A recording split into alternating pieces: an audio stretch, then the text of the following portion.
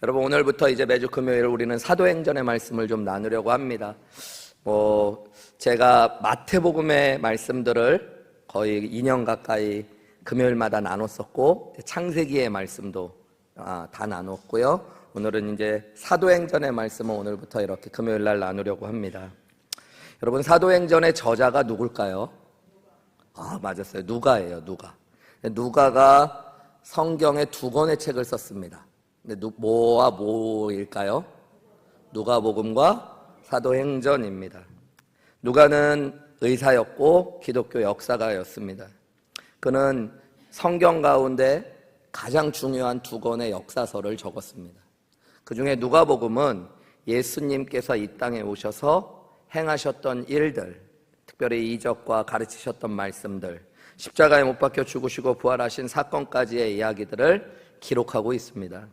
그리고 오늘부터 우리가 나눌 사도행전은 예수 그리스도의 구원 사역이 사도들과 교회를 통해서 어떻게 이어져 갔는지를 자세히 설명해 주고 있는 책입니다. 예수님께서는 십자가에 못 박혀 죽으시고 부활하셨어요. 그리고 40일 동안 제자들과 함께 하시면서 말씀을 나누셨습니다. 우리 3절 말씀을 한번 같이 읽어보면요, 그가 고난받으신 후에 또한 그들에게 확실한 많은 증거로 친히 살아계심을 나타내서, 여기 그는 예수 그리스도이십니다. 예수님이 고난받으신 후에라는 게는 십자가에 못 박혀 죽으시고 나서를 이야기하고 있는, 그리고 나서 그들에게라는 건 제자들을 의미합니다. 예수님께서 십자가에 못 박혀 죽으시고 부활하신 뒤에 제자들에게 확실히 많은 증거로 친히 자신이 살아나셨다는 것을 보여주셨다는 겁니다. 그 기간이 얼마라고요? 40일 동안 제자들에게 이것들을 보여주시면서 특별히 말씀을 가르쳐 주셨어요. 근데 어떤 말씀을 주로 하셨대요? 하나님 나라의 일들. 여러분, 이게 중요한 거예요. 성경 전체에서 가장 중요한 주제 중에 하나가 하나님 나라입니다. 예수님께서 이 땅에 오셔서 제일 먼저 선포하셨던 말씀도 하나님의 나라예요. 회개하라, 천국이 가까이 왔느니라, 이렇게 번역했지만 마태복음은 유대인들을 대상으로 해서 유대인들이 하나님을 경외하는 마음 때문에 함부로 안 불러서 천국이라고 번역했지만 실제로는 하나님의 나라가 가까이 왔다라는 말입니다. 그리고 예수님께서 죽으시고 부활하신 뒤에도 40일 동안 제자들에게 무엇을 가르치셨대요? 하나님의 나라입니다. 여러분, 하나님의 나라를 제대로 이해해야 신앙을 알 수 있고 성경의 눈이 떠집니다. 제가 여러 번 말씀드렸었는데, 하나님의 나라는 가장 간단하게 설명하면 하나님이 계시고 다스리시는 그곳이 하나님의 나라입니다. 하나님이 내 안에 오셔서 내 마음을 다스리시고 나와 함께 하시면 내 마음에 하나님의 나라가 임하게 되는 겁니다. 오늘 우리가 똑같이 예배하고 있지만 우리 인간들, 하늘의교회 성도님들만 모여서 이곳에 있다면 우리는 그냥 사람들의 모임을 하는 거지만, 하나님이 이곳에 오셔서 이 모임을 주관하시고 다스리시면 우리는 예배 가운데 하나님의 나라를 경험하게 되는 겁니다. 그런 의미에서 우리가 예수님을 믿게 된다는 건 하나님의 나라를 소유하게 되는 거예요. 내가 예수님을 나의 구원자요 주님으로 영접할 때, 요한계시록 3장 20절의 말씀처럼 볼지어다 내가 문 밖에 서서 두드리노니 누구든지 내 음성을 듣고 문을 열면 내가 그에게로 들어가 그와 더불어 먹고 그는 나와 더불어 먹으리라. 이 더불어 먹는다는 건 식구가 되신다는 얘기예요. 우리가 문을 열면, 무슨 문을 여는 걸까요? 마음의 문을 열면 예수님께서 성령으로 우리 안에 오셔서 우리의 아버지가 되시고 우리는 그분의 자녀가 되는 것, 영접하는 자, 곧 그 이름을 믿는 자들에게는 하나님의 자녀가 되는 권세가 주어지는 것, 성령이 우리 안에 오셔서 우리를 다스리시고 우리와 함께 하심에 우리의 인생이, 우리의 삶이 하나님 나라가 되어지는 것, 여러분, 그것이 믿음의 비밀입니다. 내가 이 땅에서 하나님 나라를 누리고 살아가는 사람은 죽어서도 어디에 가겠어요? 하나님의 나라에 가게 되는 거죠. 이 땅에서 내가 하나님 나라와 무관하게 살다가 여러분 죽고 나서 하나님 나라에 가는 것은 없어요. 내가 이 땅에서 하나님의 나라를 여러분 소유했는지 확인하셔야 되고, 내가 이 땅에서 하나님 나라를 맛보고 경험하고 누리셔야 되는 겁니다. 내 안에 하나님의 나라가 점점 확장되고 나를 통해 다른 사람들에게 하나님의 나라가 전해지는 것, 이게 믿음의 비밀 가운데 하나입니다. 그리고 사도행전은 그것을 좀 더 역사 가운데 구체적으로 우리에게 보여주는 거죠. 사도행전 전체의 가장 중요한 구절이 오늘 우리가 읽은 본문 말씀 가운데 있습니다. 그게 몇 절이냐면 사도행전 1장 8절 말씀. 우리 한번 같이 소리내서 읽어볼까요? 시작. 오직 성령이 너에게 임하시며 예루살렘과 온 유대와 사마리아와 땅끝까지 이르러 내 증인이 되리라. 이 말씀 너무너무 중요해요. 여러분, 이 말씀이 사도행전 전체의 가장 중요한 구절, 전체의 주제 구절 같은 말씀입니다. 오직 뭐가 너희에게 임하시면? 성령이 너희에게 임하시면. 너희가 뭐를 받고요? 권능을 받고. 어떻게? 예루살렘. 지금 예수님의 제자들은 예루살렘에 있거든요. 예루살렘에서부터 예루살렘을 포함하는 조금 더 넓은 지역의 이름인 유대, 그리고 그 옆에 있었던 사마리아와 결국에는 어디까지요? 땅끝까지 이르러 뭐가 되는 거예요? 내 증인, 예수님의 증인이 되는 거. 여러분, 이것이 예수님께서 죽으시고 부활하시고 이 땅 가운데 남기신 마지막 말씀입니다.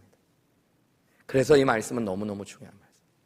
복음서들도 조금씩 표현이 달리지만 거의 같은 말을 했어요. 마태복음은 우리가 잘 알지만 뭐라고 말씀하셨어요? 너희는 가서 모든 족속으로 제자를 삼아 아버지와 아들과 성령의 이름으로 침례를 주고 내가 가르쳐 분부한 모든 것을 가르쳐 지키게 하라. 이게 내 증인이 되라는 말씀. 마가복음에는 너희는 온 천하에 다니며 만민에게 복음을 전하라 말씀하셨어요. 누가복음에는요, 너희는 이 모든 일의 증인이라 말씀하셨어요. 여러분, 그러니까 복음서가, 사도행전이 표현은 조금 다르지만 동일하게 얘기하고 있는 게 있어요. 여러분, 예수님께서 이 땅에 오셔서 많은 일들을 행하셨죠. 특별히 예수님이 행하신 일들을 흔히 신학적으로는 사중사역, 삼중사역 이렇게 표현하는데요. 사중사역이라고 그러면 말씀을 가르치시고 복음을 전파하시고 병든 자를 고치시고 귀신을 쫓으신 겁니다. 삼중사역이라고 하면 병든 자를 고치시고 귀신을 쫓으신 거 하나, 치유사역으로 해서 전파하시고 가르치시고 치유하시고, 이게 예수님의 삼중사역이에요. 여러분, 예수님께서 이 모든 일을 통해서 무엇을 하신 걸까요? 어떤 것을 전파하셨을까요? 하나님 나라를 전파하신 거예요. 천국 복음을. 여러분, 무엇을 가르치셨을까요? 하나님 나라를 가르치셨어요. 그래서 성경에 보면 우리가 예수님의 비유를 나눴지만 예수님의 비유에서 어떤 말씀이 제일 많아요? 천국을 어떻게 설명할까? 예수님이 이렇게 말씀하시죠. 천국은 이와 같으니. 이 천국이 뭐라고요? 하나님의 나라. 예수님이 하나님의 나라를 증거하셨고 하나님의 나라를 가르치셨어요. 그리고 병든 자를 고치시고 귀신을 쫓으심으로 하나님의 나라를 우리에게 경험케 하시고 보여주신 겁니다. 치유와 회복이 일어나는 것, 그게 바로 하나님의 나라이기 때문이죠. 여러분, 그리고 예수님께서는 이제 예수님 자신이 복음이며 하나님 나라의 중심이 되셔서 우리에게 이 하나님 나라의 증인, 예수님의 증인이 되라고 말씀하고 계십니다. 예수님이 이 땅에서 가르치시고 전하시고 보여주셨던 것들을 이제 누가? 저와 여러분이, 이 땅의 교회가 해야 되는 일이라는 거죠. 이 증인이라는 거, 헬라어로 마르투스라고 하는 거는 여러분, 보고 들은 것, 경험한 것을 전하는 거예요. 여러분, 내가 증인이 되려면 조건이 하나 있어요. 그게 뭘까요? 본 것이 있고 들은 것이 있고 경험한 것이 있어요. 여러분, 안 본 거를 봤다고 얘기하면 증인이 아니에요. 내가 듣지 못한 걸 들었다 그러면 그건 증인이 아니에요.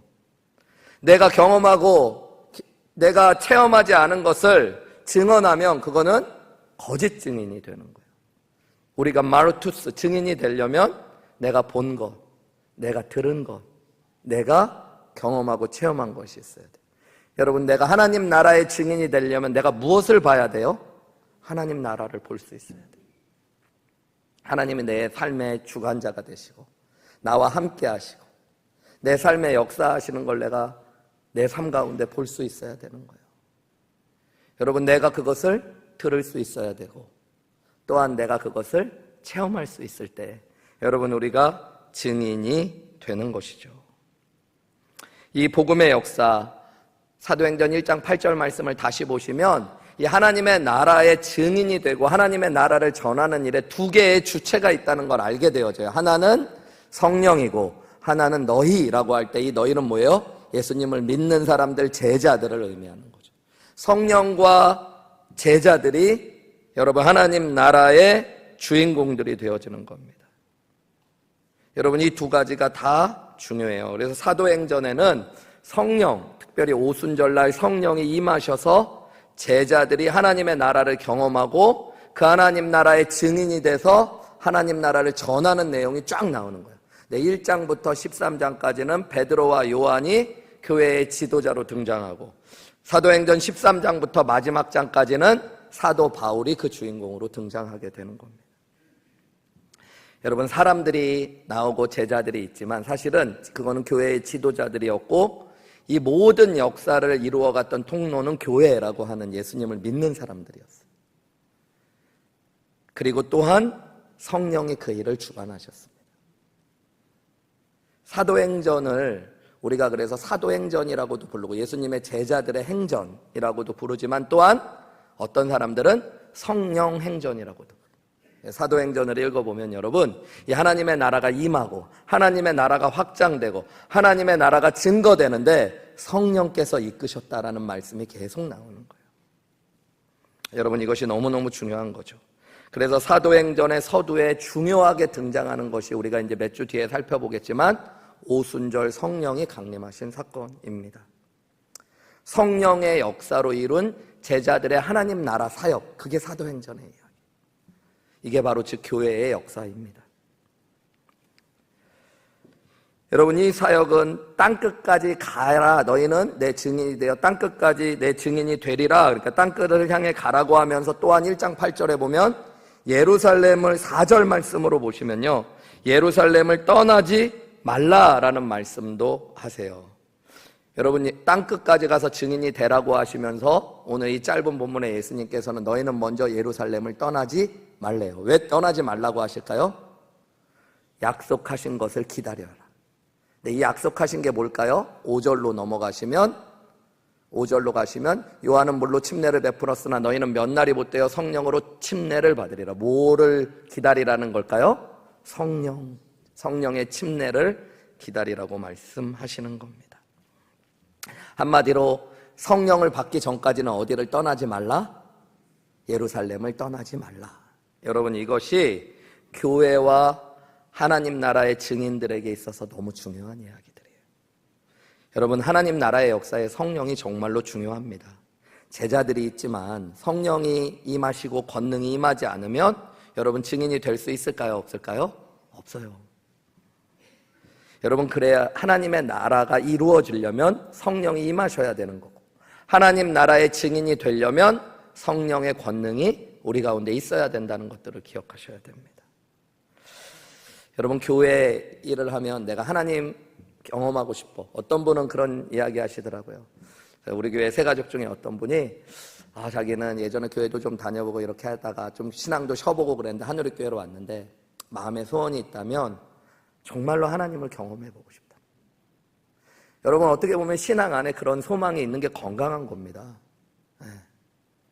여러분 예배를 드리면서 내가 하나님을 보고 싶고 하나님이 살아계심을 경험하고 싶고 하나님이 나를 주관하시는 것들을 체험하고 싶은 것, 그게 당연한 소원이어야 되죠. 여러분 그렇게 하나님이 내 안에 보이고 역사하시고 주관할 때 내가 하나님의 나라를 경험하는데 여러분 그 일이 사도행전 1장에서 하나님은 뭐를 통해 이루어진다고 말씀하시는 거예요? 성령 하나님을 통해 이루어져요. 여러분 내가 하나님 나라를 경험하고 싶으면 그래서 성령을 여러분 주목하시고 인정하시고 친밀한 교제 가운데 나아가실 수 있어야 돼요. 여러분 많은 교회와 예수님을 믿는 사람들이 하나님의 일을 한다고 하면서 성령과 상관없이 하기 때문에 자기의 신념, 야망, 열심만을 가지고 일하는 거예요. 여러분 이거는 자기가 붙인 불이에요. 때로는 사람들이 붙여준 불, 분위기에. 여러분 그런 불도 나름 활활 타오를 수 있지만 곧 꺼져버립니다. 성경에 보면 베드로가 예수님을 좋아했을까요? 안 좋아했을까요? 좋아했죠. 예수님 열심히 따랐을까요? 안 따랐을까요? 따랐죠. 모든 것을 버려두고 예수님을 쫓았어요. 여러분 가운데 누가 모든 것을 버려두고 쫓을 사람이 있어요? 베드로는 성경에 보면 장모도 있었고 부인도 있었다는 얘기입니다. 그런데 여러분 그거 다 팽개치고 3년 가까이 예수님만 쫓았어요. 정말 열심히 쫓았죠. 예수님께서 십자가에 못 박혀 죽으실 것을 말씀하실 때 베드로가 뭐라고 그래요? 다른 사람은 다 주를 버릴지라도 나는 절대 주님을 버리지. 여러분 그게 거짓말이었을까요? 진심이었을 거예요. 그리고 겟세마네 동산에서 몇 시간 뒤에 예수님을 잡으러 대제사장의 종 말고가 왔을 때 베드로가 뭐예요?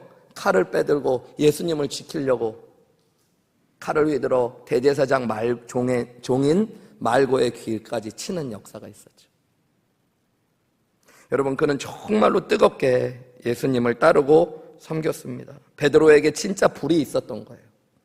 그런데 그 불은 몇 시간도 되지 않아 꺼지는 거예요. 밤에 대제사장의 뜰 앞에서 작은 소녀가 너도 예수님의 종이 아니냐고 하는 그 위험 앞에서 어떻게 해요? 예수님을 3번이나 부인하고 저주하고 욕해요. 여러분 어떻게 그럴 수 있을까요? 성령이 아직 임하시기 전에 자기가 붙인 인간의 열심은 그런 거예요. 모세가 40세가 되었을 때 여러분 성경에 보면 그가 히브리 사람들을 구원하고 싶은 마음이 있었습니다. 나쁜 마음 아니죠. 나는 히브리 사람이라는 의식이 생기고 그들을 구원하고 싶은 마음이 있었어요. 사도행전 7장 25절에 보면 여러분 사도행전의 설교 가운데 이 출애굽기의 이야기를 설명하면서 이라고 그래요. 모세의 이야기입니다. 그는 그의 형제들이 하나님께서 자기의 손을 통하여 구원해 주시는 것을 깨달으리라고 생각했대요. 모세가 애굽의 관료 하나를 쳐 죽입니다. 히브리 사람을 구원하려고 얼마나 열심히 해요. 다른 사람을 죽일 만큼의 열심이 있었는데 그 마음속에는 어떤 마음이 있었던 거예요? 하나님께서 나를 통해서 너희를 구원하실 거라는 걸 깨달았으면 하는 마음이 있었대. 근데 사람들이 깨닫지 못하니까 어떻게 해요? 도망가는 그 불은 금방 꺼져버리는 거예요. 그가 80세가 되었을 때 모든 소망을 잃어버린 것 같고 열심도 사그러진 것 같을 때 하나님이 그에게 찾아오시는데 어떻게 찾아오셔요? 떨기나무 가운데 불이 붙어 있어요. 그런데 여러분 성경에 보면 출애굽기 3장 2절에 이 불을 이렇게 표현합니다. 우리 한번 같이 읽어볼까요? 시작. 가운데로부터 나오는 불꽃 안에서 그에게 나타나시니라. 그가 보니 떨기나무에 불이 붙었으나 그 떨기나무가 사라지지. 여러분 불이 타오르는데 한마디로 꺼지지 않고 사그러들지 않는 법. 여러분 많은 신학자들은 이것이 하나님께서 자신이 역사하시는 것을 보여주신 거라고 생각해요. 광야에서 제일 흔하고 볼품없고 메말라 보였던 마른 가시나무, 그것은 이스라엘 백성들을 상징하기도 하고 모세 자신을 상징합니다. 80세의 노인이 돼서 이제 뼈밖에 안 남은 것 같은 그런데 하나님의 불이 그에게 붙으니까 어떻게 되어져요? 꺼지지 않는 불이 되어서 그가 이스라엘의 구원자로 하나님의 역사, 하나님의 일을 감당합니다. 여러분 왜 이 불은 사라지지 않았을까요? 하나님의 불이기 때문입니다. 여러분 하나님이 붙이신 불은 어떤 상황에서도 꺼지지 않는 거예요. 그래서 하나님의 일을 하려면 여러분 먼저 하나님께서 붙여주시는 불을 가지고 나아가실 수 있어요. 여러분 그게 성령의 충만함입니다. 사람의 열심이라는 건 여러분 좋은 마음에서 시작하지만 금방 사라지고 또 우리를 실망시키기 마련이에요. 한우리교회 제가 5년 전에 담임 목사로 처음 왔을 때 아마 많은 성도님들이 나이도 어리고 목사님 또 왜 멀리서 오셔서 새롭게 사역하고 또 코로나도 있으니까 목사님 열심히 도와드려야지 하는 마음들이 여러분 안에 있었을 수 있어요. 여러분 그건 좋은 마음이죠. 근데 그 인간의 열심만으로는 여러분 그건 금방 사라져 버리는 거예요. 어느 순간이 되면 내가 교회를 생각하면 교회의 필요가 보여. 어떤 분들은 교회를 다니는데 달라스에 있는 교회를 찾아다니면서 내가 뭔가 할 수 있는 일이 있는 교회를 찾아다닌다 그러셔요. 나를 필요로 하는 거. 보다가 보면은 내 필요가 보이고 내가 뭔가 열심히 하고 싶은 일이 있을 수 있어요. 여러분 그 자체의 마음이 나쁜 건 아니지만 하나님의 일을 정말로 우리가 하나님의 증인되어 하나님 나라의 사역으로 이루어 가려면 성령이 우리 안에 임하시고 권능이 임해야 되는 줄 여러분 믿으시기 바랍니다. 그렇지 않으면 여러분 우리도 실망하지만 하나님의 나라의 일은 이루어지지 않은 거예요. 신약 성경의 위대한 사도였던 사도 바울은 이런 유명한 말을 했죠. 내게 능력 주시는 자 안에서 내가 모든 것을 할 수 있느니라. 여러분이 두 부분으로 되어 있죠. 내가 능력 주시는 자 안에서 내가 모든 것을 할 수 있다. 여러분이 전반부와 후반부 중에 뭐가 더 중요한 말씀이에요? 내게 능력 주시는 자. 이게 훨씬 더 중요한 거죠. 내가 모든 것을 할 수 있다마는 아무 의미가 없는 말이에요. 어떨 때 우리가 모든 것을 할 수 있는 거예요? 내게 능력 주시는 자 안에서.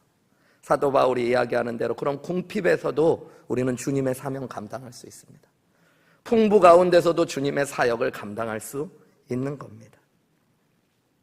여러분, 그래서 예수 믿는 사람들은 자신감이 아니라 주신감으로 살아가는 사람. 자신감은 뭐예요? 자기를 믿는 거예요. 나를 믿는 거. 여러분, 자신감 있는 사람이 되고 교회 다니는 사람이 자신감이 있어야 된다. 그런데 자신감은 말 그대로 스스로를 믿는 거죠. 여러분, 그리스도인들은 자기를 믿는 사람들이 아니라 주님을 믿는 사람들인 줄 믿습니다. 주님이 내 안에 계시고 내 안에 역사하시면 내가 모든 것을 할 수 있습니다.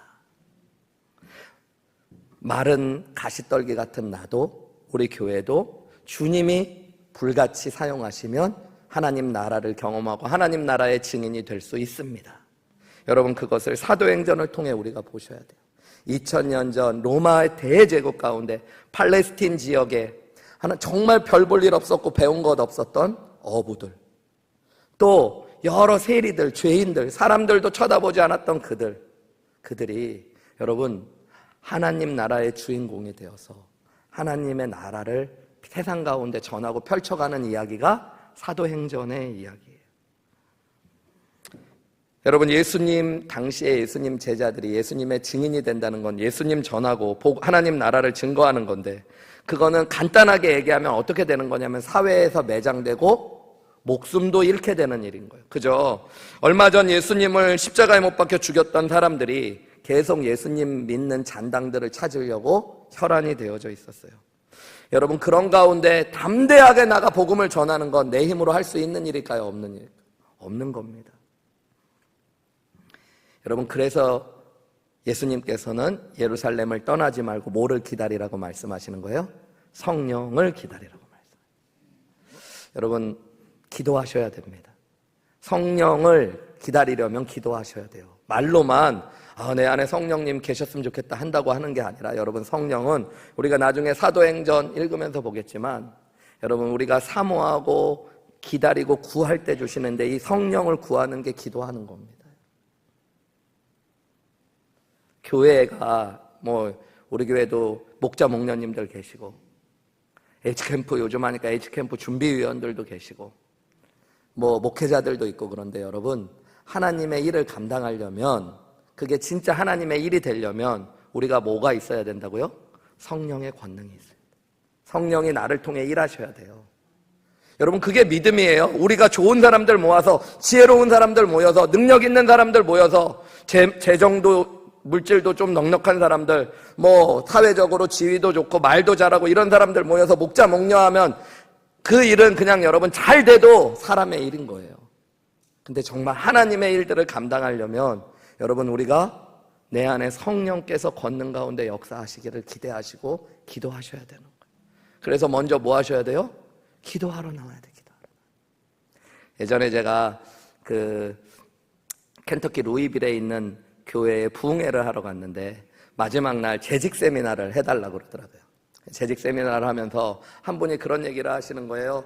목사님, 질문이 있습니다. 그러면서 무슨 질문이신가 물어봤더니 자기가 열심히 전도도 하려고 그러는데 또 사람들이 전도팀장이라고 자기가 그러시면서 자기 전도팀장이고, 그리고 이제 일주일에 한 번씩 이렇게 전도하러 가는데 교회에서 사람들이 자꾸 전도하러 나오지 않고, 또 전도 인원들은 점점 줄고, 또 전도해서 사람을 데려오면 교회에서 그 사람들 정착하는 게 아니라 또 마음에 상처 줘서 떠나게 하고, 자기가 도대체 어떻게 해야 되는지 모르겠다고 목사님 답이 뭐냐고 이야기하시더라고요.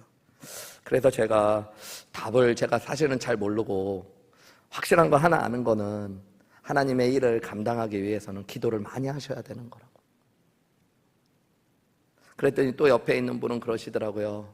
자기 이제 우리 교회 같은 목장 소그룹 리더인데 소그룹 사역 열심히 인간적으로 막 하고 사람들 챙겨주는데 사람들이 변화되고 세워지는 게 아니라 어떨 때는 자기들끼리 싸우기도 하고 떠나기도 하고 어떻게 하면 소그룹을 잘할 수 있냐. 제가 똑같이 말씀드렸어요. 제가 사실 잘 모르고 그런데 기도를 많이 하셔야 된다고. 여러분, 우리가 교회라는 이름으로 모여서 하나님의 나라를 경험하고 하나님 나라를 경험해서 내가 증인이 되어 하나님 나라를 이 땅 가운데 전하고 증거하고 가르치기 원한다면, 그게 우리 교회가 되기 원한다면 여러분, 우리 안에 성령의 능력을 구하실 수 있어야 됩니다. 여러분의 가정에 하나님의 나라가 임하고 하나님의 나라가 여러분의 가정을 통해 주변에 증거되는 여러분의 가정이 하나님 나라의 증인이 되시기를 주님의 이름으로 축원합니다. 그러려면 여러분 안에, 여러분 가정 안에 뭐가 임해야 돼요? 성령의 권능이 임해야 됨을 여러분 기억하시기 바랍니다. 여러분, 권능이라는 게 뭘까요? 성경에 보면 능력이라고도 표현되어 있고 영어 성경은 파워라고도 번역된 이것, 여러분 두나미스라고 하는 이 권능은 여러분 성경 전체를 보면 결론적으로 오늘 미리 먼저 말씀드리면 사람을 내적으로 변화시키는 능력입니다. 여러분, 우리는 성령의 능력을 외적으로 보여지는 은사, 현상, 아니면 이적 이런 것에 먼저 초점을 맞출 수 있지만, 그런 일도 일어날 수 있지만 여러분, 성령의 권능의 가장 본질적인 건 뭐냐면 그 사람을 변화시키는 내적인 능력이에요. 주님을 버리고 도망갔던 비겁한 제자들이, 여전히 두려움에 사로잡혀 있던 나약한 제자들이 변화돼서 예수 그리스도의 담대한 증인이 되게 하는 것, 그게 권능이었어요. 여러분, 우리도 마찬가지입니다. 우리에게 필요한 능력이라는 건 문제를 해결하고 원수를 무너뜨리고 이적을 일으키는 그런 능력이기 이전에 여러분, 먼저 우리가 경험하고 체험해야 될 능력은 나를 변화시키는 하나님의 능력이라는 걸 여러분 기억하셔야 됩니다. 여러분, 그 권능을 구하셔야 돼요. 하나님, 내가 예수님 하나님 나라의 증인 되기 위하여 성령의 권능으로 나를 변화시켜 주옵소서. 내 마음을 변화시켜 주시고 내 입술을 변화시켜 주시고 내 눈을 변화시켜 주시고 내 마음을 변화시켜 주십시오. 가만히 보면 여러분, 진짜 제일 큰 문제는 내가 변하지 않는 게 문제. 내 마음이 변해야 되는데 잘 변해요, 안 변해요? 안 변해요. 얼마나 깊이 굳어 있는지 몰라요. 내 생각이 바뀌어야 되는데 내 생각이 잘 안 바뀌어요, 여러분. 그러면서 우리는 옆 사람을 바꾸려고 그러고 우리 집 가정을 바꾸려고 그러고 자녀들을 바꾸려고 그러고 교회를 바꾸려고 그러고 세상을 바꾸려고 그래요. 여러분, 그렇게 사람들이 모이니까 세상이 시끄럽고 어려운 거, 아무 변화도 없고, 좌파는 우파를 바뀌어야지 세상이 변한다 그러고, 우파는 좌파가 없어져야 변한다 그러고, 중도는 다 변해야 된다 그러고. 여러분, 그게 아니라 내가 변하지 않으면 세상은 변하지 않습니다. 근데 여러분, 내가 바뀌면 세상이 바뀌어요. 내가 자녀들을 보는 눈이 바뀌고, 내가 아내와 남편을 보는 눈이 바뀌고, 내가 교회를 보는 눈이 바뀌고, 내가 세상을 보는 눈이 바뀌어지면 여러분, 세상이 바뀌어지는 역사예요. 여러분, 그게 권능이에요. 그게 권능. 예수 믿으면서 그런 경험을 해보셨어야 돼요. 저는 대학교 때 CCC를 훈련받으면서 여름에 수양회를 갔다가 거지순례를 갔다 오는데 하나님께서 제 안에 성령으로 계셨던 하나님이 불을 붙여주셨어요. 복음을 전하고 예수님 증거하는데 내 안에 하나님이 살아계시다는 것과 하나님이 나를 주관하시는 게 보이는데요. 여러분, 제가 이제 강원도 삼척 쪽에 있는 데서 일주일 동안 거지순례로 전도를 하고 돌아와서 서울에 이제 와서 집으로 가는데, 지하철을 타고 집에 가는데 매일 같이 학교 통학하면서 타고 갔던 지하철인데 거기 수많은 사람들이 있는데 세상이 바뀌어 보이는 거예요. 하나님의 영광이 가득하고 복음을 알지 못하는 사람들이 너무너무 불쌍해 보이고, 막 그래서요, 지하철을 탔는데 막 눈물이 계속 쏟아지는, 감사하고 기쁨에. 그러니까 앞에 있는 아주머니가요, 학생 도대체 무슨 일이야? 왜 이렇게 울어? 막 내가 자리 일어나 줄까? 아줌마들 원래 잘 안 그러잖아요. 근데 막 그러셔. 그 아주머니에게 제가 울면서 했던 얘기가, 예수님 믿으셔야 돼요. 예수님 살아계신 분이 너무 좋은 거예요. 그러니까 그 아주머니가 정말로 뭐 어울린 것처럼 알겠어, 내 교회 예수 믿어볼 테니까 울지 마 청년, 막 그렇게 할 정도로. 근데 그게 너무 감사. 집에 돌아왔는데 저희 어머니가 지금도 몸이 좀 안 좋으시지만 예전부터 허리 디스크 수술도 하시고 안 좋으셨는데 갔다 와가지고 예전에는 어머니가 허리 좀 주물러 줄래, 어깨 좀 주물러 주래 하면 또 왜 그런 거 시키냐고 그러고 한 5분 하다가 힘들다고 안 하고 그랬었는데 갔다 왔더니 어머니가 있는데 너무너무 사랑스럽고 긍휼해 보이는. 엄마, 내가 엄마 좀 주물러 줄게. 아니야 그러지 않아도 돼. 너 수양회 갔다 와서 바쁜데. 아니야. 그러면서요 어머니의 어깨를 주물르는데 어머니 어깨를 1시간 넘게 주무르니까 어머니가 제발 좀 그만하라고 할 정도로. 여러분, 물론 똑같은 그 마음이 계속 유지되지 않을 때도 있고 그렇지만 여러분, 그게 내 안에 임한 하나님의 나라를 경험하는 거예요. 내가 엄마한테 잘해야지 한다고 바뀌는 게 아니잖아요. 여러분, 우리가 성령의 능력을 받을 때 자기를 부인하고 자기 십자가를 지고 예수를 따를 수 있는 은혜가 시작되는 줄 믿으시기 바랍니다. 그래서 여러분, 교회는, 그리스도인들은 다른 어떤 것보다 먼저 성령을 기다리시고 성령의 권능을 채우실 수 있어야 됩니다. 6절 말씀, 여러분, 제자들은 이 예수님을 보면서 이렇게 얘기했어요. 우리 같이 읽어볼까요? 시작. 그들이 모였을 때 주께서 이스라엘 나라를 회복하심이 성령을 기다리고 성령이 임하실 것들을 얘기했더니 제자들이 뭐라 그러냐면 이스라엘 나라를 회복하심이 있다니까. 이게 하나님 나라에 대해서 계속 말씀하셨는데 제자들은 뭘 얘기하는 거예요? 이스라엘이 로마로부터 독립하고 하나님의 나라, 다윗이 이야기했던 것과 같은 강한 나라가 회복, 정치적으로 국가적으로 세워지는 것 이때냐고 물어보는 거예요. 그러니까 그들은 하나님의 나라에 대해서 어떻게 생각하고 있었던 거예요? 잘못된 관점과 잘못된 개념을 계속 가지고 있었던 거죠. 그런데 예수님께서는 하나님의 나라는 너희가 성령이 임하시고 권능을 받는 것이라고 알려주고 계시는 겁니다. 여러분, 우리는 끊임없이 잘못된 기대를 가지고 살아갈 때가 있어요. 이 문제가 해결되는 게 제일 중요한 것 같고 이 사람이 어떻게 되는 게 중요한 것 같지만 여러분, 하나님께서 우리에게 말씀하시는 가장 중요한 건 내 안에 하나님의 나라가 임하는 것이고 내 안에 하나님의 나라가 충만하게 되는 것인 줄 믿으시기 바랍니다. 그래서 7절 말씀에 예수님은 뭐라고 그래요? 이르시되 때와 시기는 아버지께서 자기의 권한에 두셨으니 너희가 알 바 아니요. 여러분, 예수님께서는 이스라엘의 회복의 때가 아니라 하나님의 나라가 완성되는 때, 그 시기와 기한은 하나님께서만 아시고 자기의 권한에 두셨고 너희가 알 바 아니다 그래요. 오늘날에도 많은 사람들이 자꾸 시간을 계산하고 역사를 계산한다는 사람들이 있어요. 신학자들 중에서도 있었어요. 그리고 세대주의자들 가운데 극단주의적인 사람들은 역사를 계산하고 나누어서 마지막 날까지도 계산할 수 있다고 생각했어요. 여러분, 근데 성경을 보면 아무리 봐도 성경 어디에도 하나님은 때와 기한은 우리에게 알려주시죠. 심지어 예수님도 일부러 아실 수 있지만 알지 않으시고 그거는 아버지께서만 아신다고 말씀하셨어요.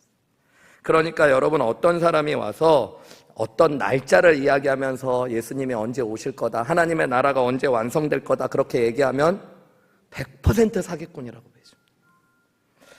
여러분, 그 날과 그때는 아들도 모르고 아버지만 아신다고 말씀하셨죠. 그 날을 안다라고 얘기하는 건 자기가 아버지라고 얘기해요. 하나님, 예수님에게 아버지. 그러니까 이상한 사람이고 미친 사람인 거죠. 여러분, 이 세상의 마지막 날이 언제인지 우리는 궁금할 수 있지만 한번 생각해 보세요.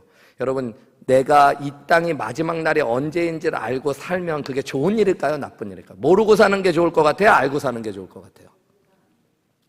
알고 살면 그래도 목사님 좋지 않을까요? 그래서 왜 좋냐고 물어보면 그런 분들이 많을걸요? 일단은 막 살아도 되잖아요. 그죠? 예수님 오시기 전에만 정신 차리면 되잖아요.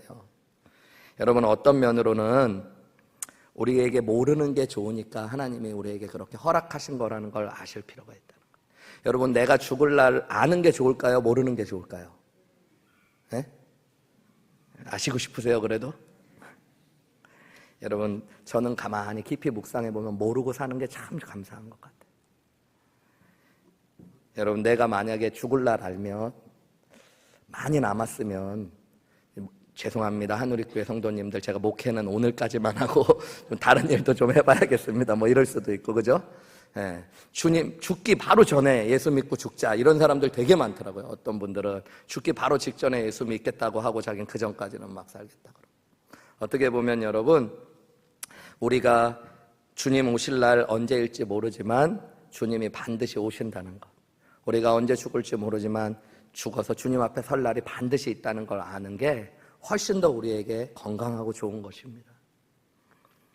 예수님은 이제 마지막까지도 그렇게 얘기하셔요. 그러면서 하나님의 나라가 언제 이루어질지는 모르지만 어떻게 이루어지는지는 말씀해 주고, 그게 8절 우리가 아까 읽었던 말씀이에요.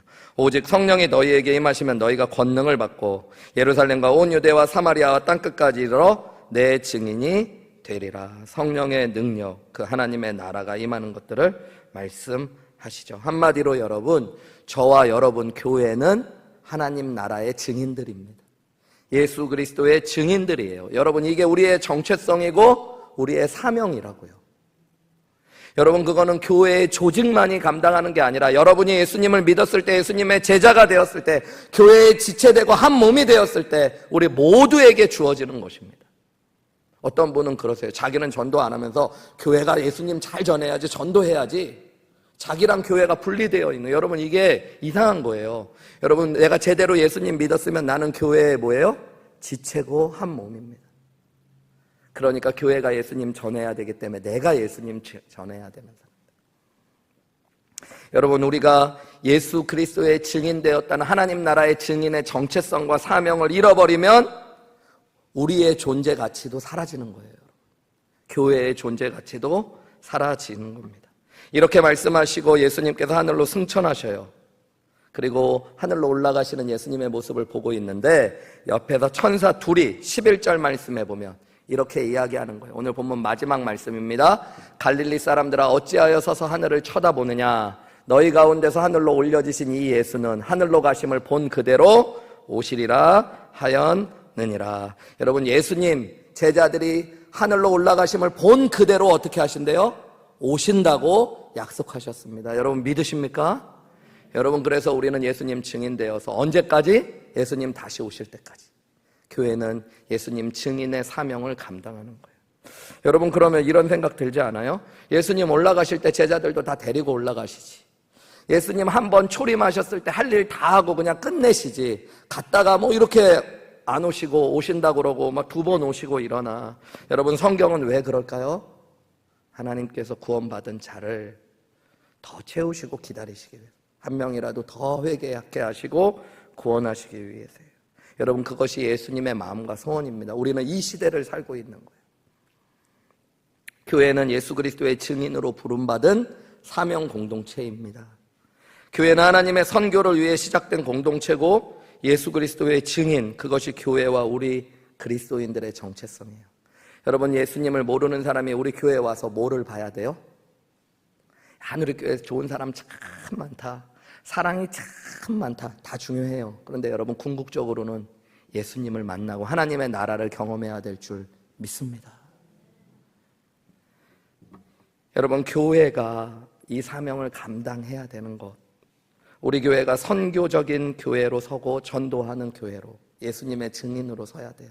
여러분을 보면서 사람들이 예수님을 보게 되는 역사가 있으시기를 주님의 이름으로 축복합니다. 오늘 우리는 성령의 시대, 교회의 시대, 즉 복음 전도의 시대를 살고 있는 것입니다.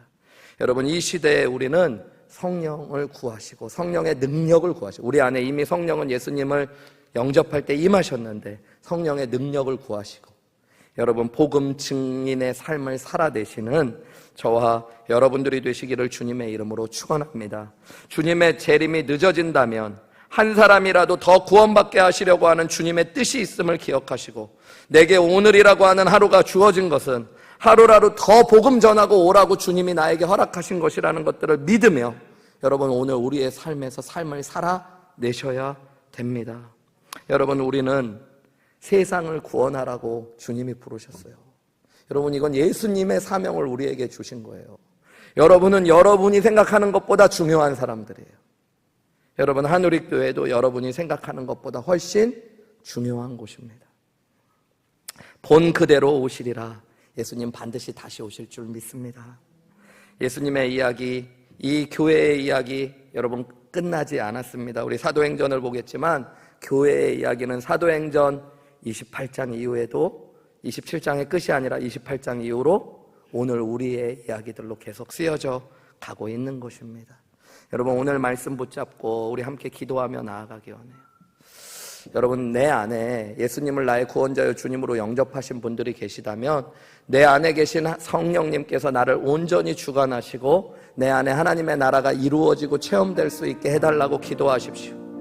성령과 동행하며 성령으로 충만케 되는 역사들을 경험할 수 있게 도와달라고, 내 안에 먼저 하나님의 나라가 경험되고 보여지고 체험함으로 하나님 나라의 증인으로 살아가게 하여 주옵소서. 나를 변화시키시는 하나님의 능력을 경험케 하여 주옵소서.